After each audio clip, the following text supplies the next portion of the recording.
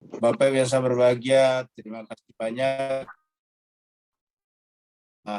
berpartisipasi membaca ayat-ayat suci Al-Quran, surat Al-Fath, ayat 21 sampai terakhir, yaitu ayat 29, dengan harapan semoga Allah SWT mengangkat derajat Bapak Ibu semuanya, diperlakukan sebagai hamba-hamba yang dicintainya, yang disebut sebagai kekasih-kekasih Allah Subhanahu wa taala. Juga dengan doa semoga jemaah kita yang sedang bepergian mudik ke kampung halaman mereka masing-masing dilancarkan perjalanannya, diberikan keselamatan lahir dan batin, dan tetap selalu bersama dengan Allah Subhanahu wa taala.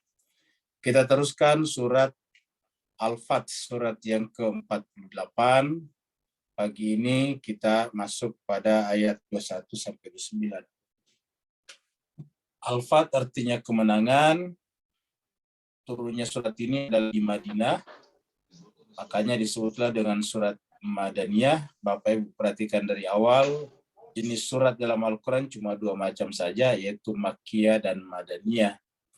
Bukan berarti bahwa semua surat Madaniyah turun di Madinah, semua surat Makkiyah turun di Mekah. Tapi maksudnya surat Madaniyah adalah surat-surat yang turun pada saat Nabi belum berhijrah ke Yastrib atau ke Madinah.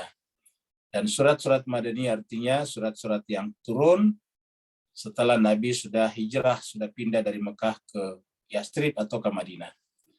Jadi bukan selamanya bermakna Madinah ataupun Mekah.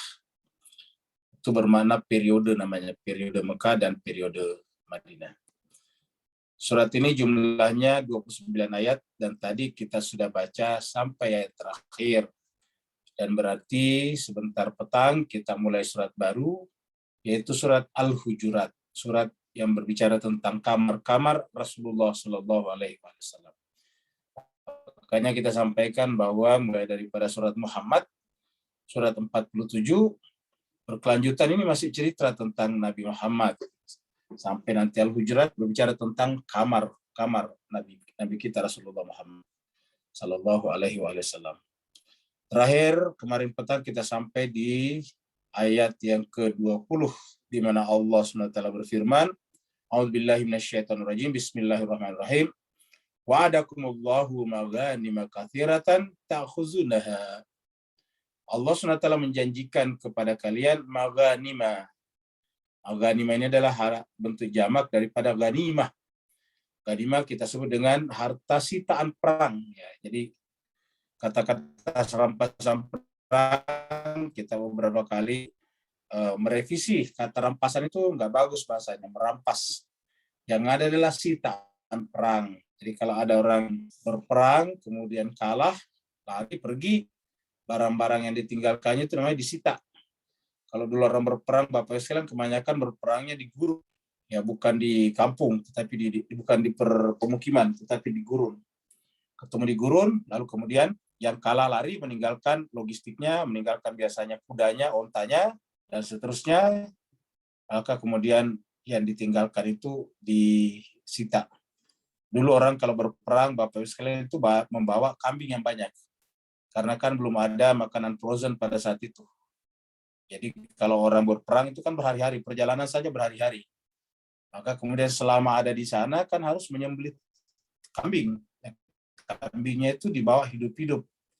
Seperti misalnya waktu terjadi perang Azab, itu pasukan-pasukan yang datang dari berbagai penjuru untuk menyerang Madinah dan berkemah di luar karena dipasangi parit oleh Nabi, maka kemudian mereka berkemah di sana itu hampir 1 bulan di luar sana. Setiap hari kan mereka harus makan. Nah, itu termasuk kambing-kambing yang akan mereka selalu sembelih setiap hari itu dibawa oleh mereka dalam keadaan hidup-hidup. Nah, ketika mereka kalah, mereka lari, tidak mungkin lari bersama kambingnya. Biasanya kambingnya disimpan, lalu kemudian disita, menjadilah namanya ghanimah.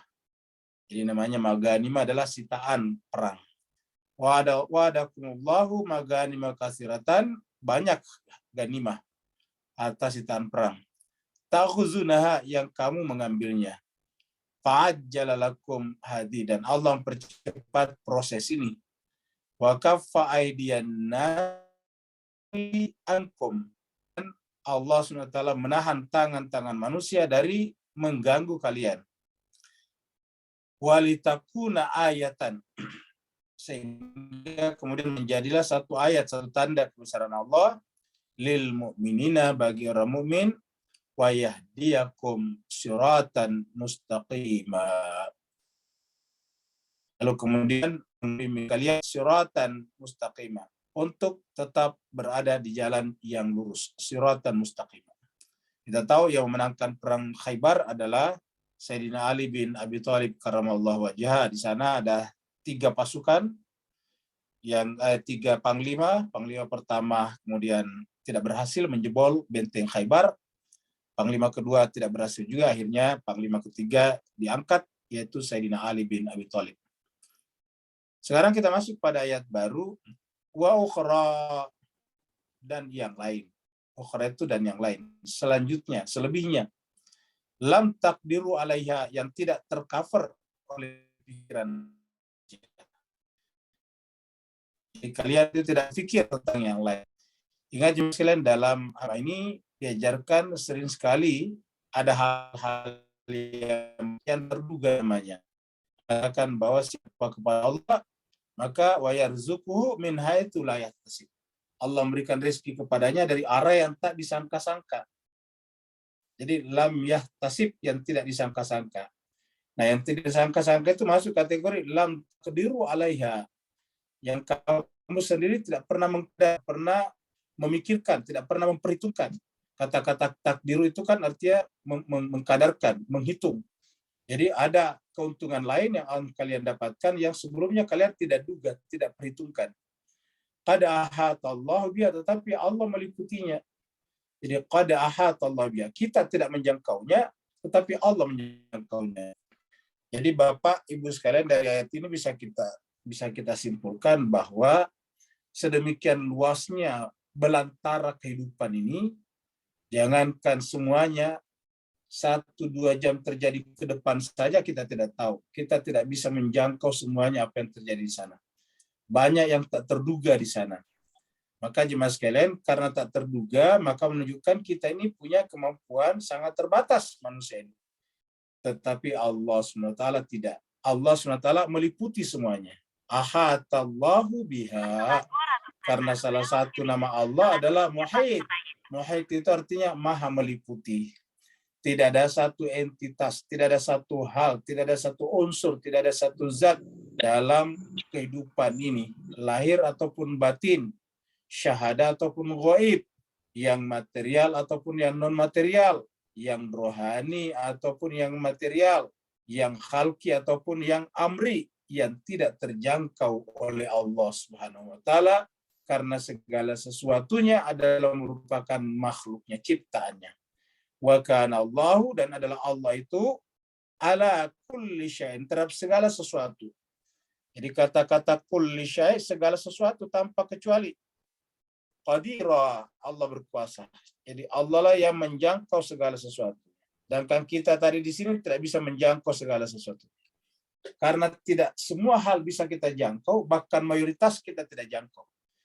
Jangankan masalah-masalah yang sifatnya gaib, yang jelas-jelas nyata seperti hujan pun, sampai sekarang dunia sains belum memberikan kepada kita rumus, formula bagaimana memastikan terjadinya hujan. Yang ada adalah meramal akan terjadinya hujan. Jadi sampai sekarang ini hanya bersifat ramalan saja, perakiraan cuaca namanya. Jadi perakiraan cuaca itu artinya perkiraan. Jadi boleh jadi terjadi, boleh jadi tidak. Kenapa? Karena banyak faktor yang menentukan terjadi tidaknya yang namanya hujan atau badai. Oleh sebab itulah, untuk itu yang satu saja, masalah hujan saja tidak mampu kita jangkau secara menyeluruh, apatah lagi seluruh kehidupan ini.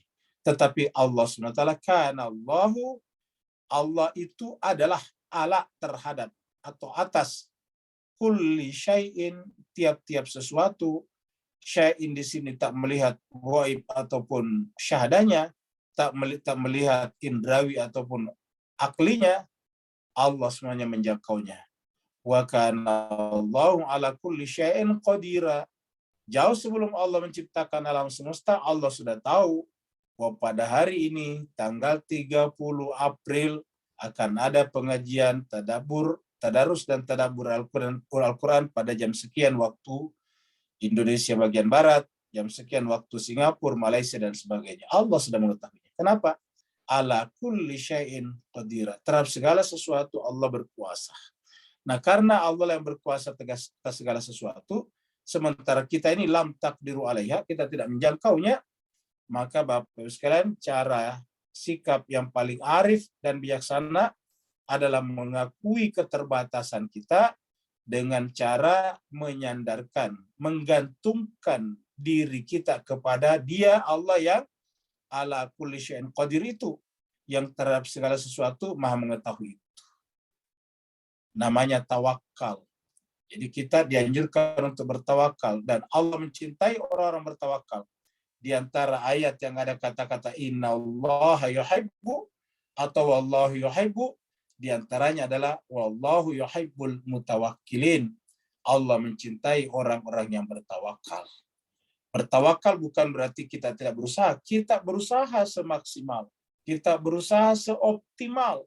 Kita berusaha sebisa mungkin kita lakukan. Sesuai dengan kadar kemampuan maksimal kita masing-masing. Tetapi karena menyadari lam takdiru alaiha ini, menyadari keterbatasan diri kita, maka walaupun kita berusaha maksimal dengan segala potensi yang kita miliki, tetapi harus tetap menggantungkan diri kita kepadanya, yaitu tawakal kepada Allah. Maka kita biasa membaca bismillahi tawakkaltu ala Allah wala haula wala quwwata illa billahil aliyil azim. Jadi kita membaca bismillah dengan menggantungkan diri kita kepadanya. Jadi sebaiknya kalau kita keluar dari rumah atau kita mulai sesuatu, kita membaca bismillah, dan terutama bismillahi tawakkaltu ala Allah wala haula wala quwata illa billah. Karena bismillah ini Pak Bos sekalian banyak macamnya. Karena bismillah itu bisa disambung dengan kalimat-kalimat lain. Yang ada dalam Al-Quran, bismillahirrahmanirrahim. Bisa saja bismillahi majrah wa mursaha, itu ada juga di Quran. Ada juga bismillahi awal wa akhiru, itu disebutkan di hadis. Ada juga bismillah, bismikallahumma ayya wa bismikamut. Kalau kita mau tidur, itu kan bismillah juga. Jadi kalau kita mau tidur, itu bismikallahumma ayya wa bismikamut, itu bismillah juga. Ya. Jadi jemaah sekalian berbahagia, banyak jenis bismillah. Bismillahi walajna, bismillahi kharajna, walallahi rabbina tawakkalna. Itu juga bismillah juga. Bismillahi wabillahi walhamdulillahi wa khairul asma'ul husna. Wa khairul asma'il husna. Sebaik-baiknya nama adalah nama Dia. Nah, jadi jemaah sekalian banyak jenis bismillah. Di antaranya adalah bismillahi tawakkaltu ala Allah wala haula wala quwata illa billahil aliyil azim. Sekarang ayat 22. Walau qatalakumul ladzina kafaru. Jadi tadi karena kita bertawakal kepada Allah, menggantungkan diri kita sepenuhnya kepada Allah. Tapi ingat Bapak Ibu sekalian, kita tekankan lagi, kita garis bawahi bahwa bertawakal kepada Allah bukan berarti kita tidak berusaha. Harus berusaha semaksimal kita mampu. Harus berbuat semampu yang kita lakukan. Tetapi selebihnya kita serahkan kepada Allah. Karena tadi Allah mengatakan banyak hal yang kita tidak jangkau, sementara Allah itu meliputi segala sesuatunya. Maka Allah mengatakan, walau qatalakumul ladzina kafaru. Bagi orang beriman yang bertawakal kepada Allah, seandainya kemudian ada orang-orang yang tertutup hatinya memerangi mereka, walau qatalakumul ladzina kafaru, seandainya orang-orang yang kafaru tertutup hatinya itu, qatalakum memerangi kalian. Jadi ini qatala ini adalah kata kerjanya Pak Bos sekalian. Jadi kata kerjanya qatala yuqatilu, qatala. Kum ini adalah objeknya, maf'ulnya, maf'ul binya. Sedangkan failnya ini pelaku namanya. Jadi ini adalah pelakunya. Pelakunya adalah orang-orang yang kafaru. melakukan pekerjaan qatala, memerangi, yang diperangi kum kalian. Jadi seandainya orang-orang yang kafir itu memerangi kalian. Begitu cara menerjemahkannya kalau versi bahasa kita. Laul adbara, niscaya mereka akan mundur, berpaling ke belakang. Jadi laul adbara, pasti mereka akan berpaling ke belakang. Summa la yajiduna waliyan wala nasira, sehingga setelah mereka kembali mundur ke belakang, setelah mereka memerangi orang beriman, dan orang beriman itu adalah orang yang punya usaha maksimal tapi bertawakal kepada Allah, maka mereka tiba-tiba dilanda ketakutan dan berbalik ke belakang. Tiba-tiba mundur ke belakang, dan pada saat mundur ke belakang mencari pertolongan, summa la yajiduna waliyan, tidak ada yang bisa menolongnya. Wala nasira, tidak ada walian, tidak ada pelindungnya, dan tidak ada penolongnya. Tidak ada walinya dan tidak ada nasirnya. Jadi la yajiduna waliyan wala nasira. Bukan hanya di dunia, bahkan apalagi nanti di akhirat. Di akhirat, Bapak Ibu sekalian, kita teramat sangat butuh namanya wali, dan kita sangat butuh namanya nasir. Itulah sebabnya kita melantunkan ayat-ayat suci Al-Quran, mentadabburinya, sebagai bukti kita mencintai Allah, dengan harapan semoga Allah SWT nanti di akhirat sudi berkenan menjadikan insan-insan pilihannya, makhluk-makhluk terbaiknya yang disebut dengan khairul khalqillah ataukah khairul bariyahnya itu, manusia-manusia suci, insan-insan kamilnya itu, menjadikan mereka sebagai wali bagi kita dan penolong bagi kita. Karena tidak ada lagi yang bisa mendapatkan syafaat pada saat itu, kecuali syafaat yang datang dari orang-orang yang Allah berikan izin khusus untuk itu. Kalau di dunia masih bisa kita minta tolong kepada yang lain, tapi kalau di akhirat sama sekali tidak ada. Jemaah sekalian berbahagia, dan hal-hal seperti ini adalah merupakan kejadian yang berulang. Kejadian yang berulang dengan pola yang sama namanya hukum alam, natural law, hukum nature, hukum alam. Bahasa Al-Qur'annya sunnatullah. Jadi bukan hanya Rasul punya sunnah, tapi Allah juga. Yang namanya sunnah itu adalah yang dilakukan berulang-ulang. Di sunnatullah. Karena terjadi berulang-ulang, seperti setiap bapak ibu melepaskan benda, pasti jatuhnya ke bumi. Itu namanya sunnatullah. Jadi setiap kita melepaskan sesuatu, pasti jatuhnya ke bumi. Itu sunnatullah. Ya. Kalau kita misalnya menyaksikan orang-orang di sekitar kita, setiap saat kita berjumpa per 5 tahun, 10 tahun, pasti kemudian berubah. Berubah penampilannya karena semakin tua. Itu juga adalah sunnatullah. Jadi kita semakin lama semakin tua, semakin sepuh, itu adalah sunnatullah. Kita menyaksikan matahari setiap hari terbit di timur dan terbenam di barat, itu juga adalah sunnatullah. Kita setiap kali menyaksikan setiap sekitar bulan Desember di utara musim dingin dan di selatan musim panas, itu adalah juga sunnatullah. Artinya kebiasaan yang terus-menerus terjadi. Maka sunnatullah diartikan sebagai hukum alam. Karena hukum alam itu terjadi secara terus-menerus. Nah, pertanyaannya ialah, apakah sunnatullah yang terjadi secara pakem itu, secara eksak itu, secara terus-menerus itu, lantas tidak bisa terintervensi? Jawabannya bisa, selama yang mengintervensi sunnatullah adalah yang lebih tinggi dari sunnatullah. Siapa yang lebih tinggi? Nah, gampang ini. Dalam bahasa Arab, sunnah, sunnat, ya, sunnat ini artinya sesuatu yang disandarkan kepada Allah. Jadi sunnahnya Allah, jadi hukumnya Allah. Karena hukumnya Allah, berarti pemilik hukum adalah Allah. Karena pemilik hukum adalah Allah, otomatis Allah bisa mengintervensi hukumnya.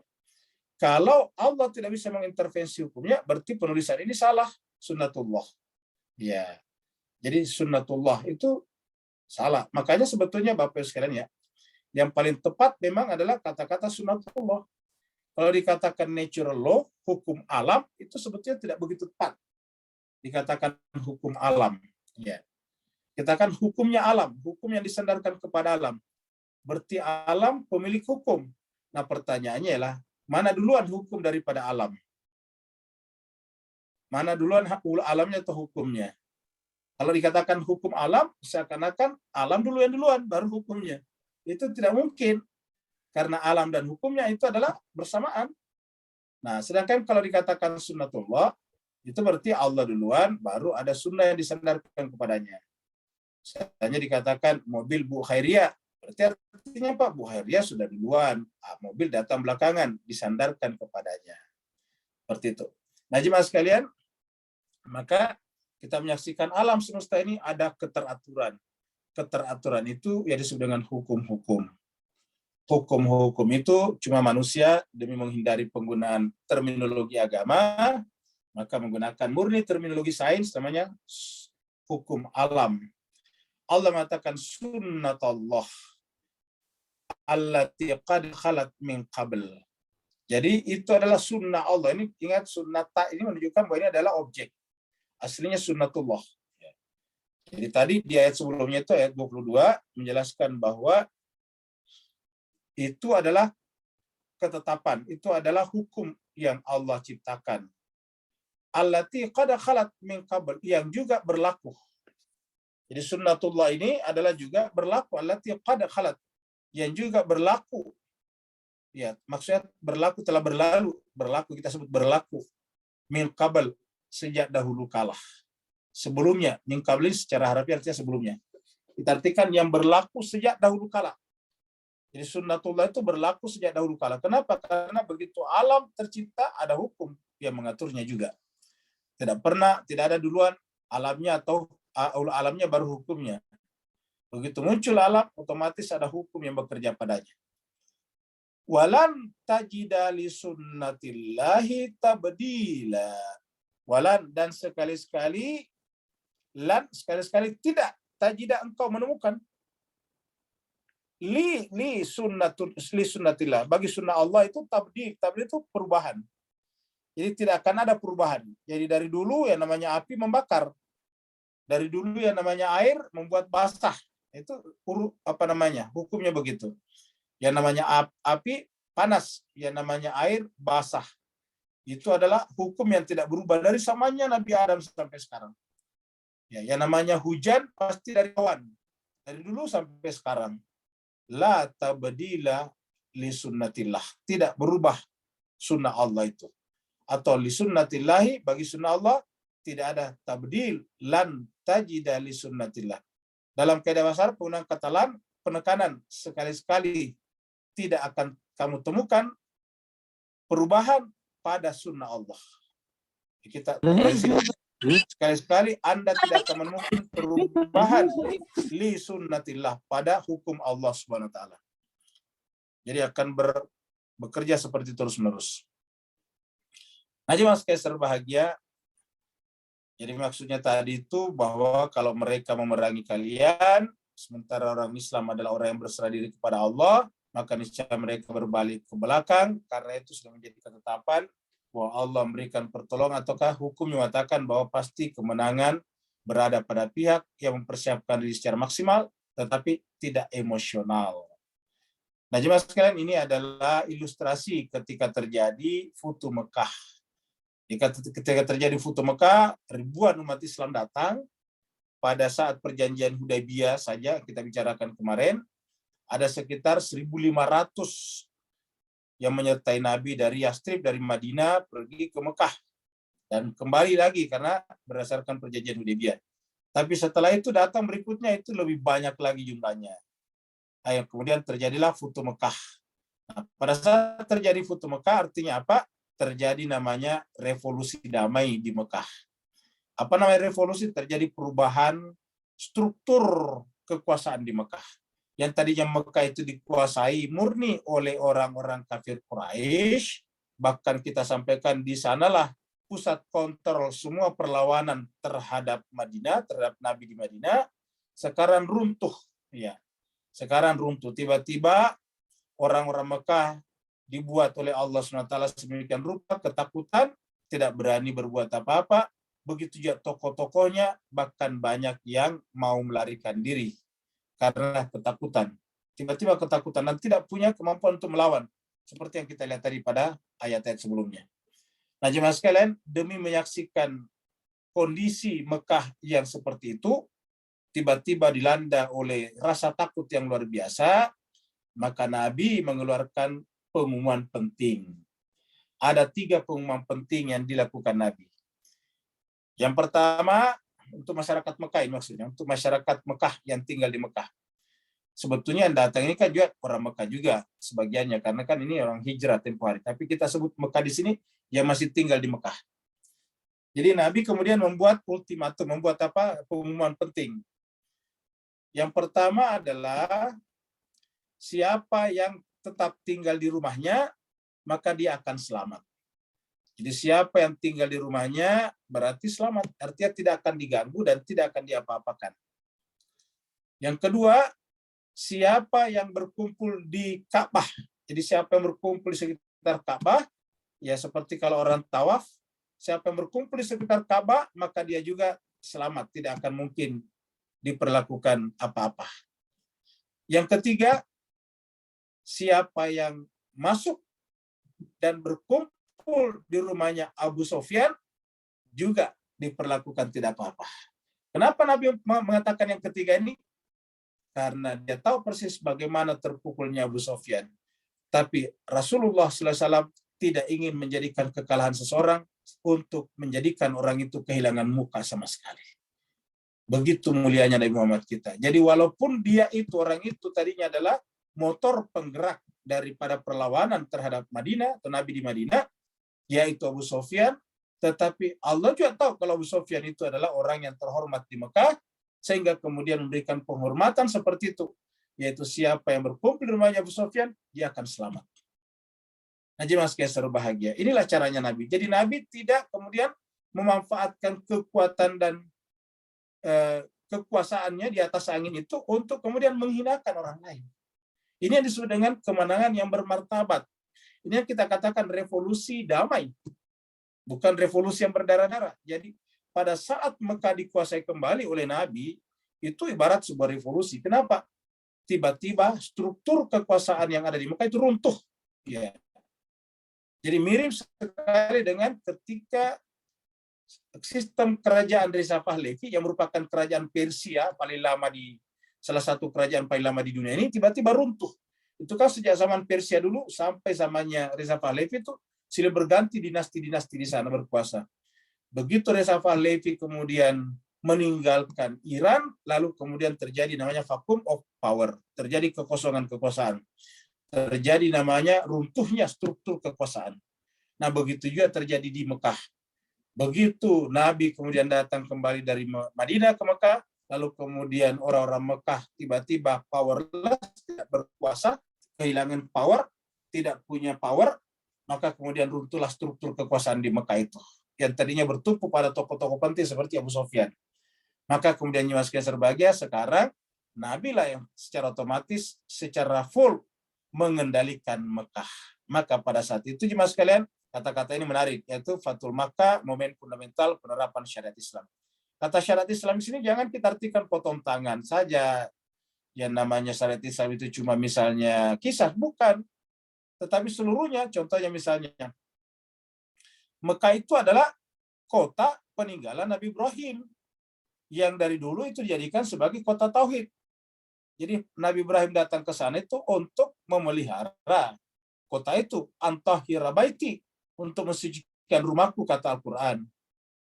Artinya tidak boleh ada kesyirikan di sana. Maka kemudian ketika Nabi melarang perbuatan syirik di Mekah setelah terjadi Futuh Mekah, itu bukan inisiatif dari Nabi, tetapi itu adalah mengembalikan Mekah pada fungsi yang sesungguhnya. Mengembalikan Mekah kepada fungsi yang sejak awal manusia tinggal di sana, itu Nabi Ibrahim, Hajar, dan Ismail, memang didesain seperti itu, dipatok seperti itu. Jadi Nabi bukan pertama kali cuma mengembalikan fungsinya. Justru menyembah berhala di situ adalah fungsi baru.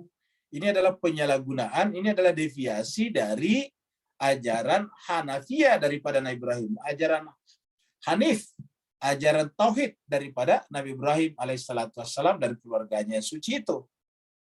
Nah, Nabi mengembalikan itu. Jadi itu adalah Maksudnya pada saat itu patung-patung diturunkan di Mekah, kemudian orang-orang musyrik diberikan dua pilihan.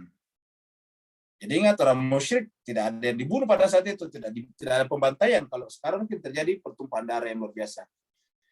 Nah, orang musyrik Mekah diberikan dua pilihan. Satu, kalau kalian masih ingin tinggal di Mekah, otomatis kalian harus berhenti menyembah berhala.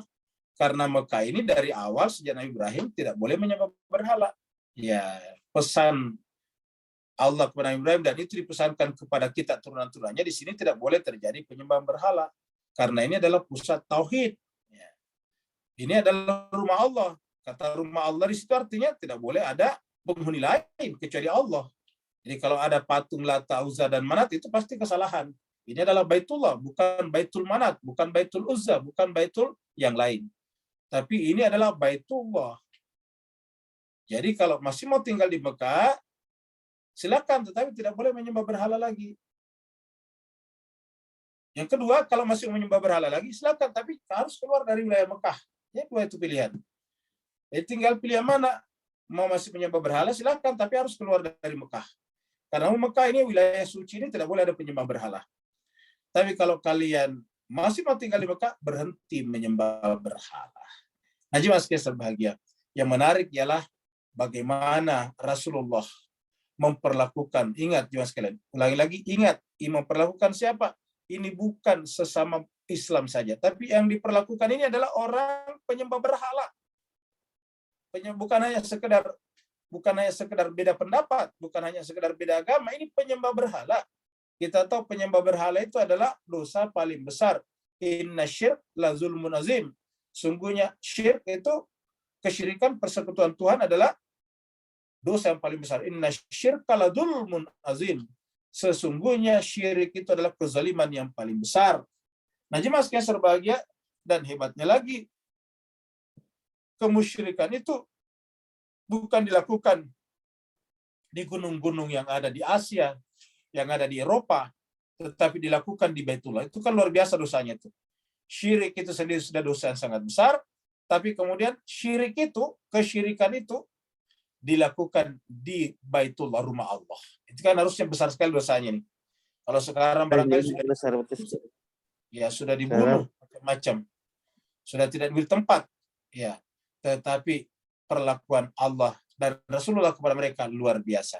Mari kita misalnya lihat contohnya di dalam surat At-Taubah. Ini surat At-Taubah kita lihat. Kita lihat surat At-Taubah di sini. Surat At-Taubah, ini sudah ada surat At-Taubah, kita tinggal cari ayatnya. Nah, sekitar ayat ini. Ini saya ulangi Bapak sekalian, ini adalah At-Taubah ya, termasuk salah satu surat yang berbicara tentang Futuh Mekah ini. Bara'atun minallahi wa rasuli ilal ladzina ahadatum minal musyrikin. Nah, maksudnya di sini ketika Nabi sudah berlepas diri, Allah dan Rasul berlepas diri daripada orang-orang yang telah membuat janji kepada kalian orang musyrik. Janjinya dibuat pada saat Hudaybiyah itu. Tapi karena mereka terlebih dahulu melanggar janjinya, ingat penyebabnya Nabi kemudian masuk di sana itu karena kemudian mereka melanggar perjanjian Hudaybiyah, jadi mereka yang pertama melanggarnya. Kemudian fasihu fil ard, berikan kesempatan kepada mereka 4 bulan tadi. Fasihu fil ardi arba'ata asyhurin. Maksudnya berikan kesempatan 4 bulan, memilih tadi yang 2 itu. Jadi tadi Allah mengatakan apa? Nabi tadi mengatakan, tentu Allah melalui Nabi mengatakan bahwa kalau kalian masih mau tinggal di Mekah, silakan, tetapi tidak boleh menyembah berhala. Kalau masih mau menyembah berhala juga silakan, tetapi tidak boleh tinggal di Mekah. Pikirkan 2 pilihan ini baik-baik. Diberi kesempatan berapa? Arba'ata asyhurin. Selama 4 bulan. Bayangkan jemaah sekalian. Orang diberikan kesempatan 4 bulan untuk berpikir sendiri, memilih. Ya. Jadi ibaratnya ini sosialisasinya 4 bulan. Kalau mau tinggal di Mekah silakan, tapi tidak boleh menyembah berhala lagi. Karena ini memang adalah tempat suci sejak zaman Nabi Ibrahim. Kalau masih menyembah berhala juga silakan. Jadi Nabi tidak melarang mereka. Maksudnya Nabi itu hak mereka. Kalau mau masih menyembah berhala silakan. Tetapi jangan di Mekah, di luar sana. Ya. Kemudian selanjutnya baru kemudian ini pengumuman wa azanun minallahi wa rasul, seterusnya itu setelah selesai. Ya. Kemudian jemaah sekalian, kita teruskan lagi.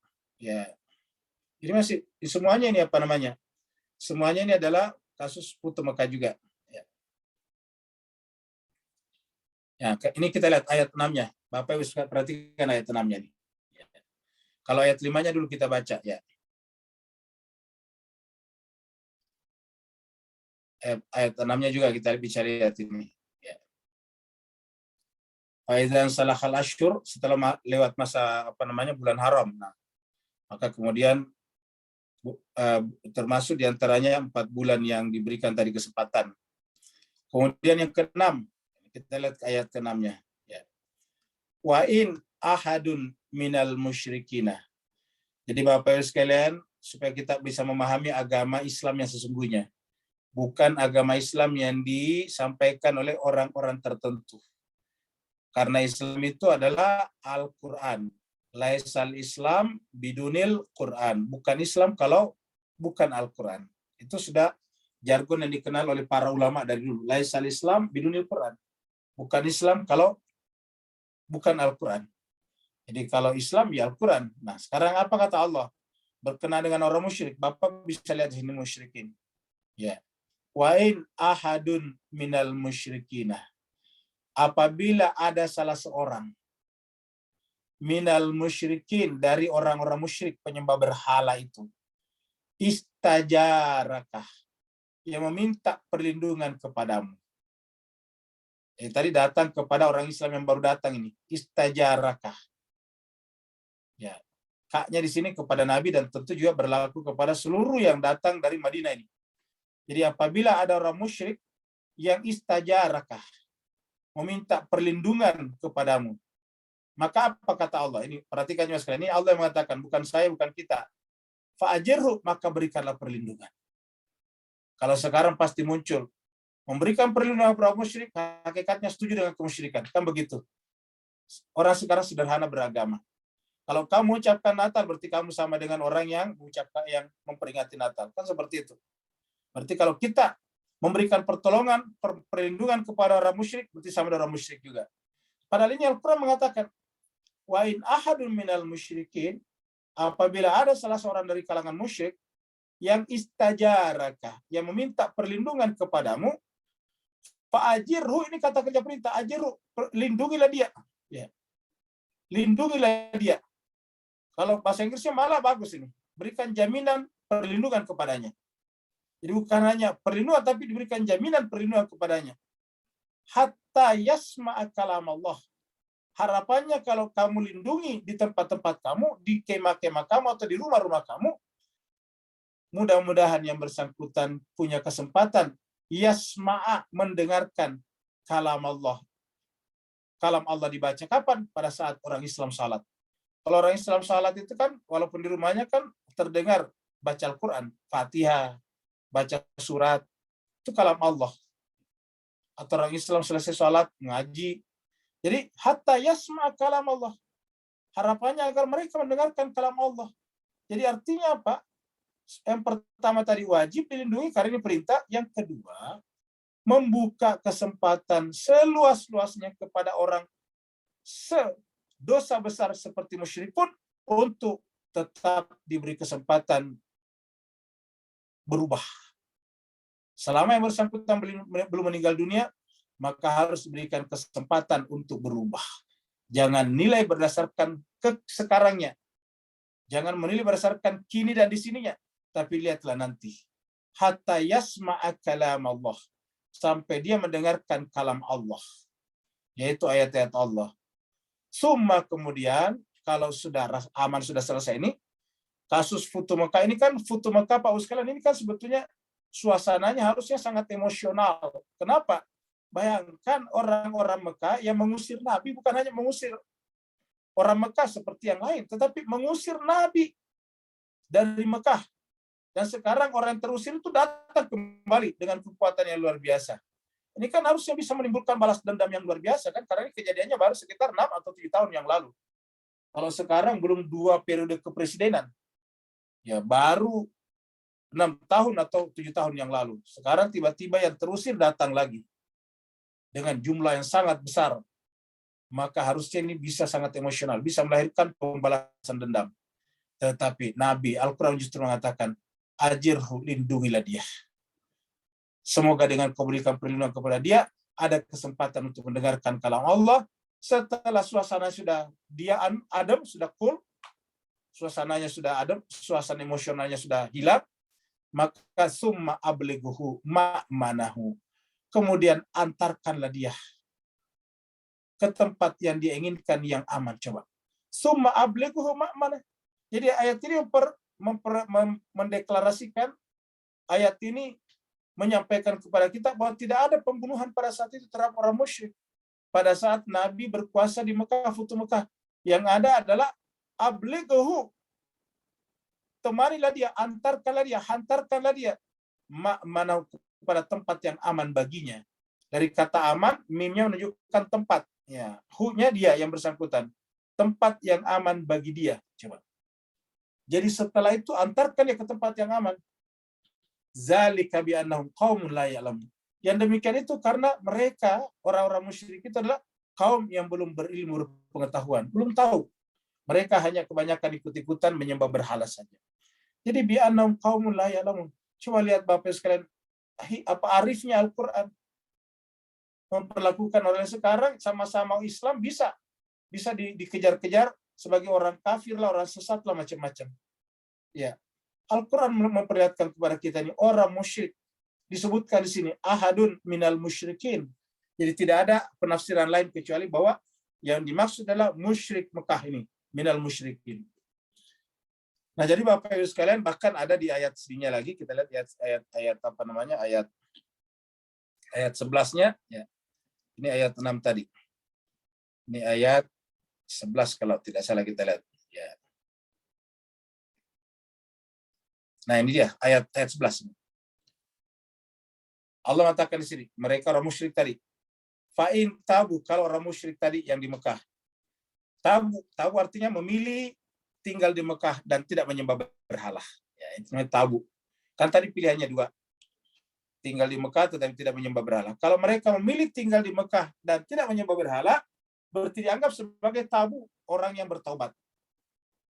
Fa'in tabu, kalau dia sudah bertaubat, artinya berhenti menyembah berhala karena memilih tinggal di Mekah, wa aqamus shalah, dan ikut melaksanakan salat, wa atau zakat, dan mengeluarkan zakat, fa ikhwanukum fid dini, maka itu adalah saudaramu dalam agama. Baru ini kita lihat mereka baru melakukan itu karena terpaksa. Kenapa? Tidak bisa berbuat apa-apa lagi. Tapi apabila dia sudah berhenti menyembah berhala, sudah menunaikan salat dan mengeluarkan zakat, fa ikhwanukum fid din. Tapi lihatlah sekarang ya Mas kalian, orang yang melakukan salat, mengeluarkan zakat bisa dipersekusi luar biasa. Ya. Padahal Al-Quran mengatakan apabila dia sudah berhenti menyembah berhala, menegakkan salat, mengeluarkan zakat, maka itu adalah fa ikhwanukum. Bukan ikhwan dalam sembarang hal, tapi fidin dalam agama. Jadi adalah dosa besar kalau kita menganggap orang yang sholat itu sesat, kafir, dan sebagainya. Allah mengatakan kalau dia sholat dan dia mengeluarkan zakat, minimal zakat fitrah kalau di bulan Ramadan seperti ini, maka fa ikhwanukum, ingat, fa ikhwanukum, maka mereka itu saudara kamu, fidin dalam agama. Jadi inilah Bapak Ibu sekalian sebagai Al-Quran sesungguhnya.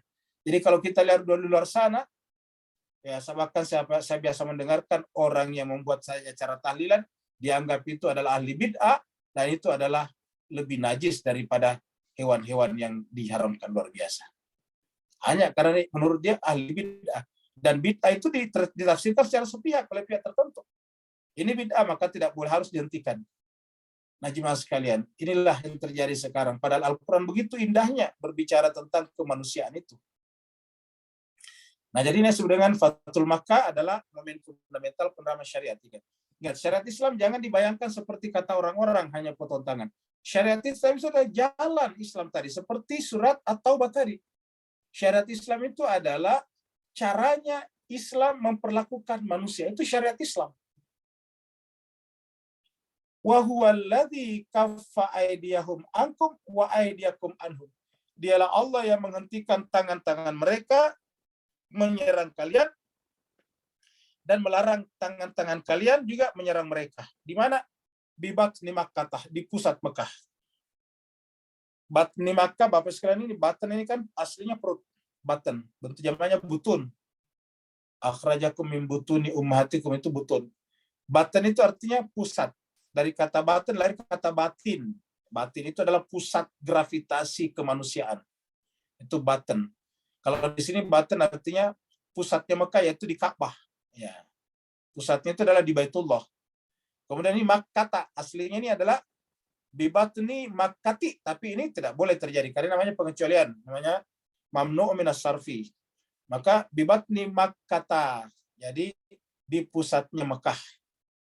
Mimba di an azfarakum, setelah engkau memenangkan, artinya mengalahkan mereka. Wa kana Allahu bima ta'maluna basira, dan Allah Maha melihat apa yang kalian kerjakan. Kita lebih cepat karena waktunya sudah habis. Baru kita sampai di ayat 25. Humul ladzina kafaru wasaddukum anil masjidil haram. Mereka adalah orang-orang yang kafaru, mereka orang-orang kafir itulah yang wasuddukum anil masjidil haram. Selama ini menghalangi kalian dari Masjidil Haram. Kapan ya? Paling tidak tahun sebelumnya ketika terjadi perjanjian Hudaybiyah. Perjanjian Hudaybiyah itu adalah pada tahun itu, pada saat itu Nabi Muhammad dan 1.500 orang sahabatnya tidak boleh masuk ke Mekah, harus kembali ke Madinah lagi, Yastrib. Jadi namanya wasaddukum anil Masjidil Haram. Wal hadya, dan juga tidak boleh berhaji, tidak boleh membawa hewan hadiah. Ma'kufan an yabluga mahillah, untuk sampai kepada tempat penyembelihannya. Walau la rijalun mu'minun. Ini mirip dengan surat Al-Mu'min tempo hari. Coba Bapak Ibu perhatikan ayat ini baik-baik.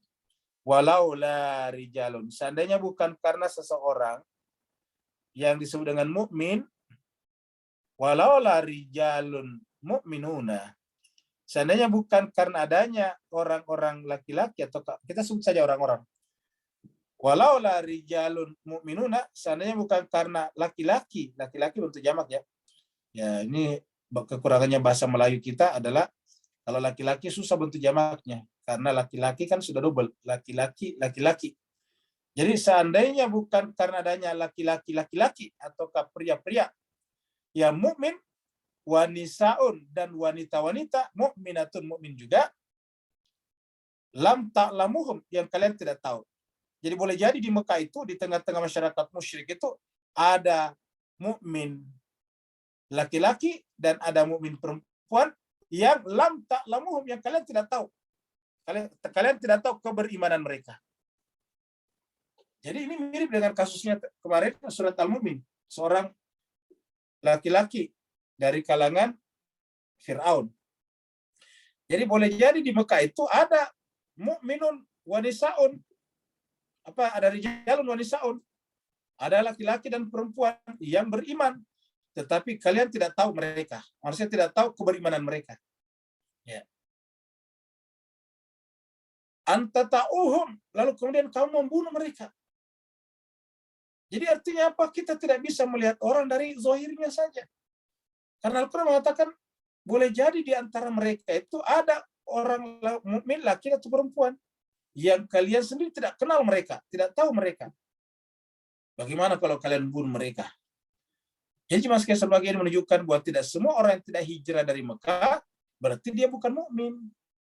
Ulangi lagi, ini menunjukkan bahwa tidak semua orang yang tidak hijrah dari Mekah ke Yastrib itu adalah tidak mukmin. Iya. Banyak orang ada beberapa orang yang dari Mekah tidak ikut hijrah, tapi berdasarkan diri mukmin. Dan tentu menyembunyikan keberimanannya pada saat itu, karena yang berkuasa adalah orang kafir Quraisy yang sangat strict, yang sangat ketat terhadap orang mukmin.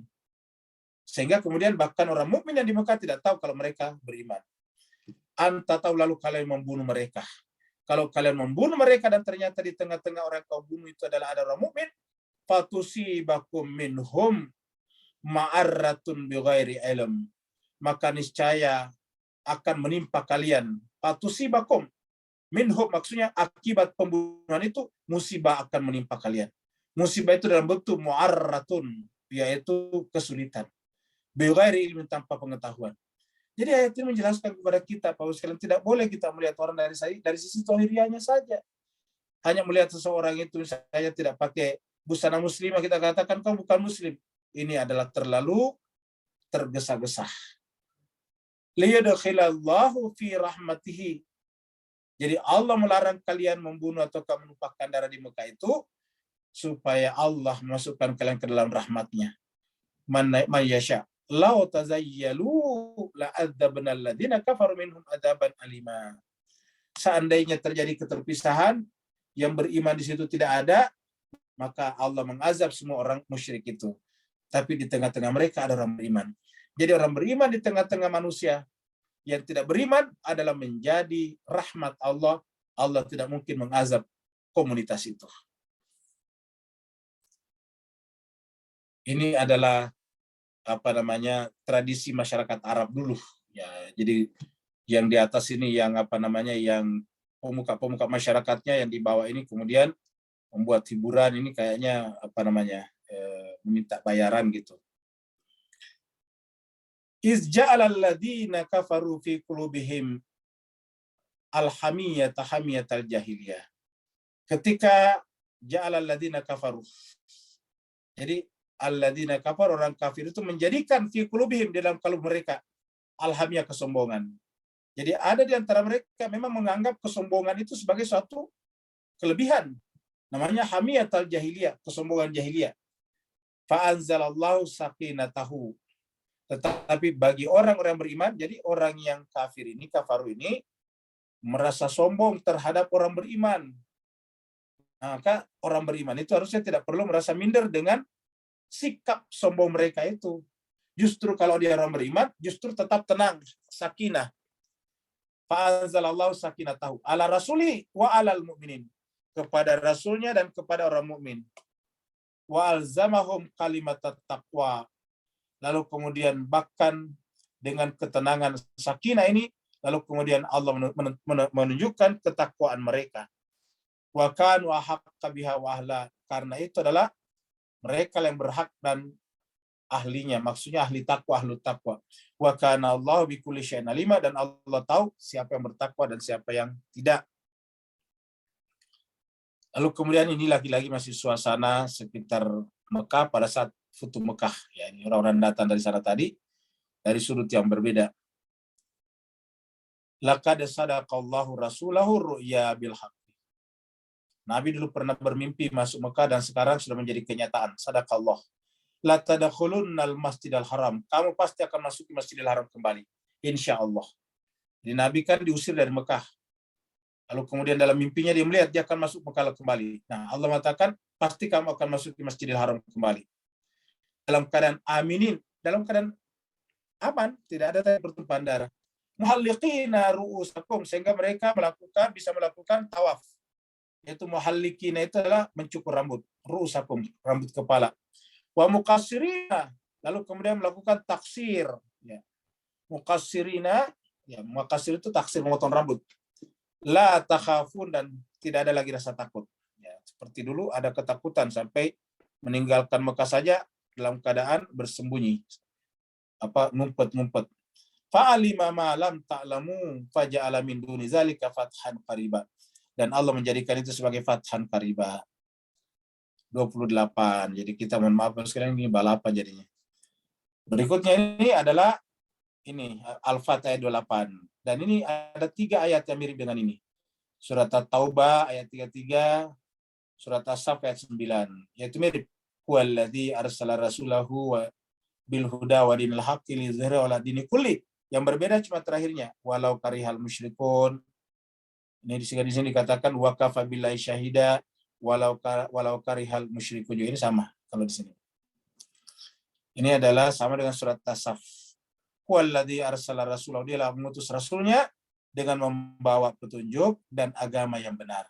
Untuk apa? Liyuzhirahu, untuk dinampakkan, diperlihatkan terhadap agama-agama yang lain bahwa Islam itu lebih sempurna, lebih beradab, lebih tinggi solidaritas sosialnya, lebih tinggi empati kemanusiaannya daripada yang lain. Wa kafa billahi syahida, dan cukuplah Allah menjadi saksi. Kemudian yang terakhir adalah agama Islam, agama Muhammadi. Kenapa kita sebut Muhammadi? Karena ini adalah Nabi Muhammad. Seperti sebuah pohon yang lurus ke atas, ini pohon ini lurus, ya. Tegak lurus dengan bumi, gravitasi bumi, melawan gravitasi dari pusat bumi. Jadi berdiri tegak ke atas. Jadi 90 derajat dari dasar, ya, ke atas. Kemudian cabang-cabangnya, ranting-rantingnya menjadilah menjadilah pohon yang rindang ke atas dan ke bawah akarnya kuat, sehingga kalau ada badai tidak gampang tumbang atau roboh. Muhammadur Rasulullah, Muhammad itu adalah Rasulullah. Walladzina mau, dan orang bersamanya, asyidda'ul al kufar. Apa arti asyidda'ul al kufar? Yaitu bersikap tegas, bersikap percaya diri terhadap orang-orang kafir. Asyidda di sini bukan keras dalam pengertian bersikap tidak tidak bersahabat. Asyidda itu artinya bersikap tegas, percaya diri, tidak mengekor, tidak menjilat. Ya. Kalau sekarang kan kita lihat sebagian ya, tidak semuanya. Negara Islam itu hanya menjadi pengekor terhadap negara-negara besar. Ini asyidda alal kufar. Bahkan banyak negara-negara Muslim yang agenda-agendanya ditentukan oleh negara besar, bukan menjalankan agendanya sendiri. Jadi asyidda alal kufar, ya, sangat tegas terhadap kekufuran. Ruhama ubainahum, tapi berkasih sayang kepada sesamanya. Sekarang terbalik, terhadap semua Muslim, wah luar biasa, dikecam mati-matian. Tapi terhadap yang di luar Islam, dia adalah asyidda alal kufar. Ini terbalik. Ya. Lihatlah apa yang terjadi di Saudi dengan Yaman. Yaman mati-matian diserang, sudah hampir 7 tahun sekarang. Tetapi terhadap Israel, no comment. Seperti itulah. Tarahu, bahkan yang terjadi adalah diam-diam membangun hubungan dengan Israel. Begitu ya negara-negara teluk, negara-negara Islam teluk yang lain. Tarahum ruk'an sujadan. Kau menyaksikan mereka ruku dan sujud bersama-sama. Ya betaguna fadla minallah wa ridwana. Tidak punya motif kecuali hanya mencari karunia Allah dan ridhonya. Si mahum fi wujuhim, kau menyaksikan di dalam wajah-wajah mereka ada tanda min athari sujud, bekas sujud. Apa sujud? Seperti mana malaikat-malaikat sujud kepada Adam. Zalika masalum fit Taurat, itu sudah diceritakan di dalam Taurat. Wa masalum fil Injil, juga dalam Injil. Kazar'in, seperti sebuah pohon yang besar, tanaman, akhraja syat'ah, yang tunas-tunasnya, batangnya, tunas rantingnya keluar. Fazarahu, lalu kemudian tumbuh menjadi besar. Fastaglada, lalu kemudian menjadi besar dan besar lagi. Fastawa, dan tegak. Ala suki, di atas akarnya, batangnya. Yu'jibuz zura', sehingga kemudian menakjubkan orang yang menanamnya. Liyagidha bihumul kufar, untuk membuat orang-orang yang kufar tadi merasa ketakutan. Sehingga apa? Tidak berani melakukan tindakan-tindakan yang fatal. Wa'adallahu alladhina amanu wa amilus salihati, Allah menjanjikan kepada orang beriman dan beramal saleh maghfiratan, ampunan, wa ajran azima, dan pahala yang besar. Mohon maaf Bapak sekalian, kajian terakhir kita pada pagi hari ini, sementara ini panjang-panjang ayatnya, sementara waktu kita sudah habis ya. Oleh sebab itulah jemaah sekalian yang mau bertanya dipersilakan. Kalau masih ada yang bertanya, karena waktunya sudah 6:30 sekarang. Silakan Pak. Assalamualaikum Ustaz. Waalaikumsalam warahmatullahi taala wabarakatuh. Alhamdulillah, barakallahu fiik. Ma'azabatin semua. Bismillahirrahmanirrahim. Muhammad wa ali Muhammad ajil faradin. Ustaz, beri pencerahan lebih lanjut tentang ada tak marbuta, kemudian berkata allati dalam sunnatullah ini. Sedangkan ini adalah feminin, muannas. Dan Allah itu sendiri bersifat yang gagah perkasa. Cantik benar antara selang-seli ayat ini dengan Allah itu sendiri. Afwan Ustaz, barakallahu fiik. Baik, sekalian bahagia, kita sampaikan bahwa kata sunnah ini pakai tak marbutoh, menunjukkan bahwa dia adalah perempuan, feminin. Jadi namanya sunnatullah, taknya gara-gara dia objek, sunnatullah. Karena dia perempuan di sini, maka isim mausulnya harus perempuan juga. Jadi namanya isim mausul. Ini adalah kata benda sambung. Sambung terhadap apa? Terhadap sunnah, taknya. Karena di perempuan, maka ini mausulnya juga harus perempuan. Kalau di sini laki-laki, di sini laki-laki. Kalau di sini laki-laki, maka di sini alladzi, bukan allati. Ya, jadi saya kira begitu. Jadi penyebabnya ini adalah karena allati, karena ini perempuan. Allati ini adalah isim mausul untuk perempuan. Ini adalah isim mausul lil muannas, ya, bukan lil muzakkar. Kalau dia alladzi adalah lil muzakkar mufrad. Makanya di sini juga khalat. Ya, apa khalat? Ya sunnah, karena makanya menjadi perempuan juga. Ini punya tak perempuan juga. Ada khalat, ya taknya karena kembali ke perempuan. Min qabl, sebelumnya.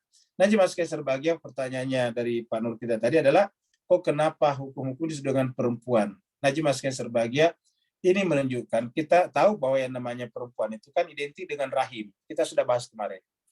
Jadi Allah itu punya dua nama yang selalu melekat pada Bismillah. Bismillahirrahmanirrahim. Kita tahu Rahman itu adalah kasih sayang Allah yang bersifat umum. Dari yang umum itu kemudian lahir yang khusus. Jadi dalam universalitas itu ada namanya partikularitas. Jadi yang umum muncul yang khusus. Jadi Ar-Rahim itu tidak mungkin muncul kalau tidak melalui Ar-Rahman. Jadi pasti Rahman dulu, baru Rahim. Nah, Allah memberikan nama peranakan perempuan yang darinya kita lahir semuanya, itu namanya Rahim, bukan Rahman, tapi Rahim. Karena menunjukkan bahwa benar-benar cinta secara khusus. Kasih sayang secara partikular. Ya. Najib Mas Kaisar bahagia atas dasar rahimnya itulah sebetulnya. Lalu Allah menyebut perempuan itu, menyebut jenis kelamin yang memiliki rahim itu dengan perempuan. Ya. Jadi perempuan itu apa? Perempuan ditandai dengan kasih sayang, cinta, rahim. Ya. Lagi-lagi perempuan ditandai dengan rahim, yaitu kasih sayang sangat mendalam. Najib Mas Kaisar bahagia, maka sunnah Allah artinya selain daripada Allah yang merupakan hukum Allah ini adalah sebetulnya bentuk daripada kasih sayang Allah SWT yang menampung seluruh makhluknya. Ingat Bapak sekalian, seluruh manusia sekarang manusia ada 8 miliar orang. Sekarang kalau dihitung dari Nabi Adam, sebelum Nabi setelah Nabi Adam sampai sekarang sudah mungkin puluhan miliar, bahkan mungkin ratusan miliar. Tetapi tahukah kita Bapak sekalian, dari ratusan miliar atau puluhan miliar itu dari mana datangnya? Semuanya dari tempat yang sama, namanya rahim, luar biasa. Maka jemaah sekalian berbahagia, di sini Allah memperlakukan sunnatullah dengan allati. Ini menunjukkan bagaimana Al-Quran menjunjung tinggi, memuliakan perempuan. Terima kasih. Ada lagi berikutnya? Kalau tidak ada jemaah sekalian, berarti kita akhiri sampai di sini. Karena waktu. Silakan. Ustaz, ada juga pertanyaan di kolom chat. Baik, silakan. Ya, tadi masalah barangkali ada pertanyaan saya tentang islamisasi sains. Apakah itu suatu bentuk inferioritas juga, Ustaz? Artinya ada sains berkembang kemudian legitimasi dengan ayat-ayat Quran. Harusnya kan kalau umat Islam itu menjadikan Quran sebagai sumber pengetahuan itu harusnya berkembang mulai dari Islam itu sendiri gitu.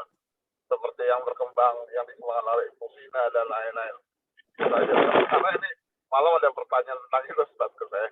Makasih, baik, terima kasih banyak Max. Ya, jadi pertanyaan kita sampaikan bahwa ketika umat Islam hanya sekedar mencocok-cocokkan, ya, mencocok-cocokkan ini ada di Quran, hanya sebatas itu saja, itu disebut dengan bentuk inferior. Tapi selama dia melakukan itu atas dasar memahami kerangka berpikir sains, itu tentu tidak. Nah, sayang seribu sayang, ya mayoritas kita umat Islam ini terus terang tidak memahami kerangka berpikir saintifik. Kerangka berpikir saintifik itu kita tidak tahu, kita tidak paham. Apa kerangka berpikir saintifik? Itu dimulai dari epistemologi. Ya. Tidak akan ada pemikiran saintifik kalau tidak mulai daripada epistemologi. Karena sains berkembang di bawah naungan empirisme. Ya.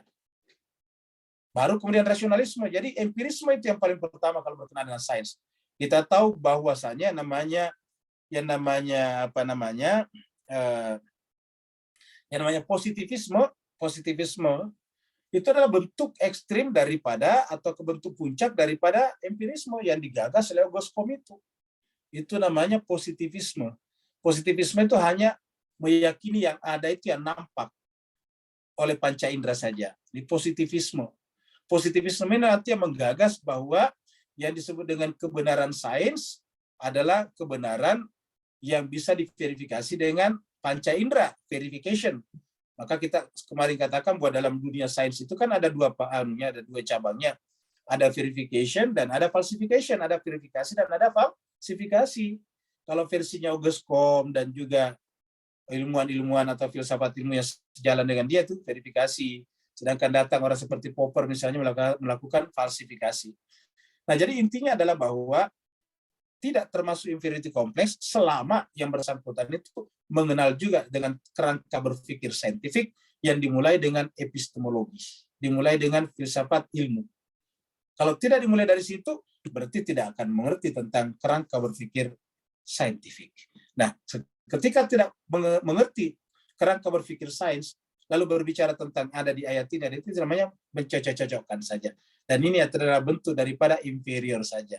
Hanya tidak ingin menunjukkan ketertinggalannya, sehingga kemudian menyebut-nyebut ini cocok dengan ini, cocok dengan ini, seperti itu. Ada lagi Bu Dokter ya dari apa namanya? Dari di chat. Ada Ustadz, silakan Ustadz. Dari Ibu Yeni. Ya, Bapak sekali lagi mohon maaf ya tadi kajian kita terlalu pintas-pintas karena waktunya sangat terbatas. Sementara ayatnya tadi panjang-panjang.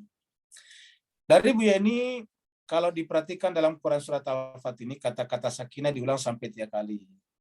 Kemudian juga ditemukan di Quran surat 2, 248, 926, 40 dan sebagainya. Saya pernah baca riwayat kalau kita dalam keadaan gelisah, gundah, gulana, kita dianjurkan untuk membaca ayat sakinah ini. Jawabannya bisa, bagus, tetapi itu tadi harus mengerti isinya juga. Karena kita ini kan cenderung mencari jalan-jalan pintas, baca ini, baca itu. Bagus, kita tidak menolak itu. Tapi ingat, hidup ini tidak bisa disimplifikasi hanya sekedar baca ini, baca itu. Ya, harus memahami maknanya, karena pasti ada makna yang dibalik kata-kata itu. Ya, contohnya saya kita mau dapat rezeki banyak, tulis ayat ini, ya tidak akan bisa menyelesaikan masalah kalau kita tidak mengkombinasikan dengan tadi hukum-hukum alam, dengan kerja keras misalnya. Kalau hanya sekedar membaca surat tertentu atau ayat tertentu, ya tidak akan bisa memperbaiki bacaan.